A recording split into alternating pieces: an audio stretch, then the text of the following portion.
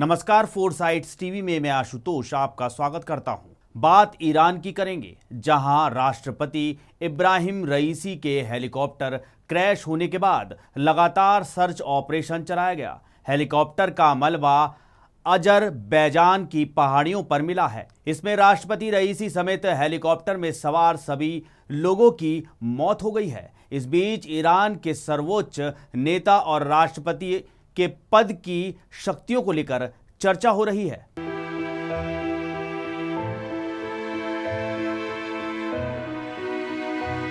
Iran में सबसे शक्तिशाली शख्स आयतुल्ला अली खामेनेई हैं, जो देश के सर्वोच्च नेता हैं। 1989 से वो इस पद पर बने हुए हैं। राष्ट्रपति इब्राहिम रईसी सबसे ऊंचे निर्वाचित अधिकारी रहे। ईरान में सर्वोच्च नेता के बाद दूसरे स्थान पर राष्ट्रपति आता है। अब समझते हैं कि इन दोनों के कामों और शक्तियों में क्या अंतर है।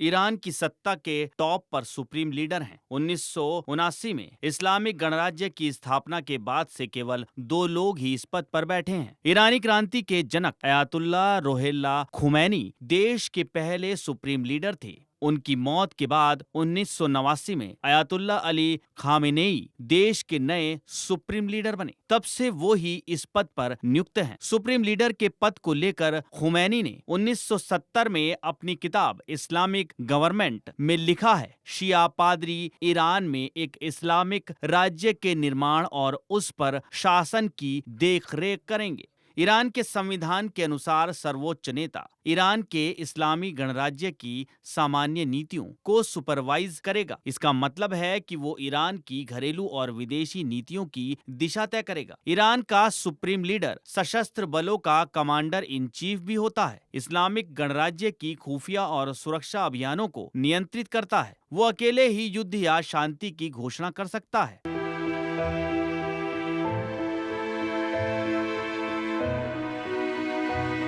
सर्वोच्च नेता के पास बाकी पदों पर लोगों को नियुक्त करने या उन्हें बर्खास्त करने की शक्तियां होती हैं। वो न्यायपालिका के प्रमुख राज्य रेडियो और टेलीविजन नेटवर्क के नेताओं को इस्लामिक रिवॉल्यूशनरी गार्ड कॉर्प्स के सर्वोच्च कमांडर को नियुक्त करने और बर्खास्त करने की शक्ति रखता है। काउंसिल ऑफ गार्जियन, जो ईरान के संसद की गतिविधियों की देखरेख करता है, उसके 12 सदस्यों में से 6 की नियुक्ति भी करता है। इसके अलावा सर्वोच्च नेता के नियंत्रण में वो फाउंडेशन भी होती है जो सैकड़ों कंपनियों को चलाती है। एक अनुमान के मुताबिक अर्थव्यवस्था में इनकी 40% की हिस्सेदारी होती है।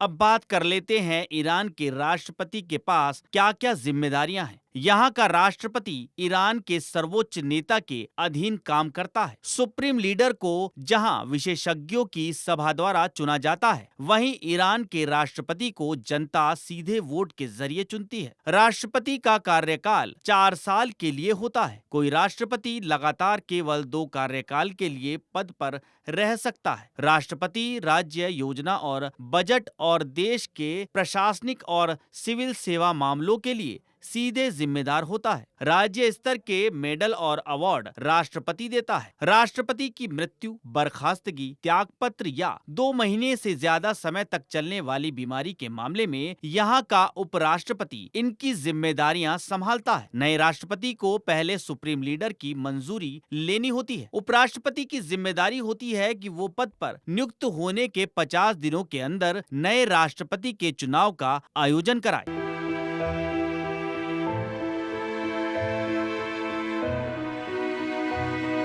खबरों में रहना है अपडेट, तो देखते रहिए फोरसाइट्स टीवी।